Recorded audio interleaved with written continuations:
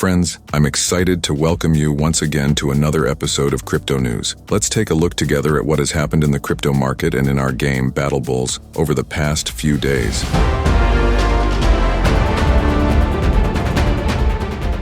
I don't know about you, but I'm anticipating growth. The thing is, historically, Bitcoin has always shown rapid growth after the presidential elections in the United States, and now they are very close, just on the 5th of November. Meanwhile, Bitcoin continues to conquer the $68,000 mark, and spot ETF inflows have remained high for the fourth day in a row, reaching $470 million yesterday. Big companies are also holding on to their Bitcoins. For instance, Tesla suddenly transferred all of its 11,509 Bitcoins, which is equivalent to $760 million, to unknown wallets. However, the market is remaining calm, as few believe Elon Musk will start selling them right now. The whales keep waking up too. A user with a balance of 150 Bitcoins, equivalent to $10 million, activated their wallet after 13 years. At the time of purchase in 2011, the coins were worth just $2,500. Meanwhile, open interest in Bitcoin has set a new record at $20 billion, which often leads to local corrections. At the same time, Bitcoin's network hash rate reached an all-time high of 769.8 exahashes per second, increasing by 8.97% after the latest adjustment. Bitcoin spot ETFs are also showing positive trends. Since the launch on January 10th, U.S. spot Bitcoin ETFs have acquired nearly twice as many Bitcoins as miners have produced in the same period. This highlights the high demand and the growing influence of ETFs on the market. Saylor declared that MicroStrategy outperformed every company in the S&P index using its Bitcoin strategy. He also added that MicroStrategy's ultimate goal is to become the leading Bitcoin bank and achieve a market capitalization of $1 trillion. By the way, here's an interesting historical fact. Exactly 13 years ago, The Economist published an article titled "The Bursting Bitcoin Bubble. The World's Favorite Digital Currency is in Trouble." The reason for the critical article was the sharp drop in Bitcoin's price from $33 to $2.51. I wonder what the author of that article would say today.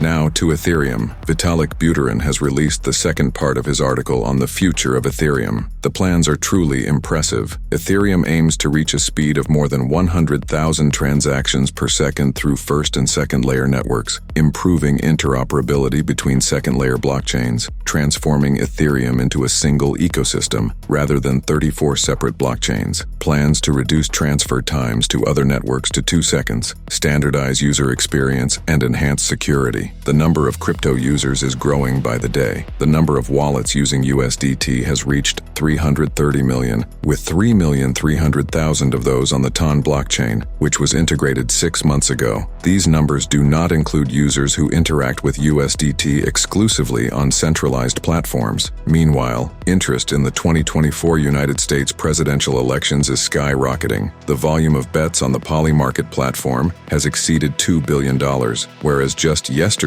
it was $1.35 billion. Donald Trump is leading Kamala Harris by 19%, but the question arises, how real is this gap? The community's attention has been drawn to big players, such as Freddie9999, who has bet more than $20 million on Trump's victory, raising suspicions of possible manipulations.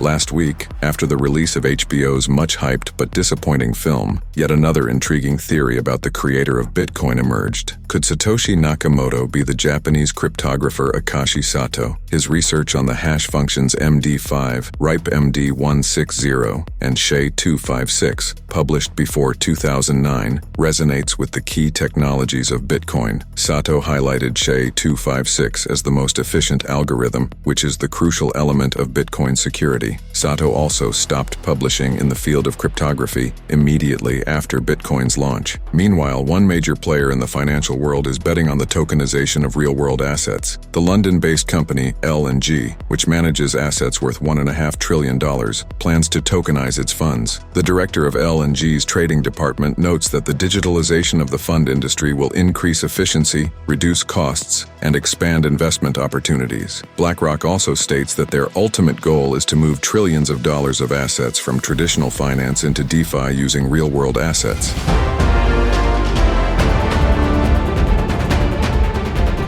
And now, attention. Let's move on to the most recent and important news from Battle Bulls. New cards have appeared in the technology and lifestyle sections. Buy and upgrade your character to maximize your earn per hour and earn more bull tokens. Remember, cards work indefinitely, but every 3 hours, you need to log into the game to claim your offline profit. Also, keep in mind that each card has a cooldown period. The higher the card level, the longer the wait. Make the most of these opportunities. I remind you that the first stage of the bull airdrop is in full swing and will end on the 31st of October. Increase your earn per hour to get the maximum tokens. The second stage will start in February 2025, so prepare in advance and don't miss your chance. There are only 10 days left until the bull token listing starting on November 1st. The exchange will be announced soon, so actively boost your earn per hour and complete tasks to get the maximum tokens in the airdrop. Act quickly and decisively to get the most out of Battle Bulls. That wraps up today's eventful news episode. Stay with us so you don't miss important events, and we'll see you in the next episode.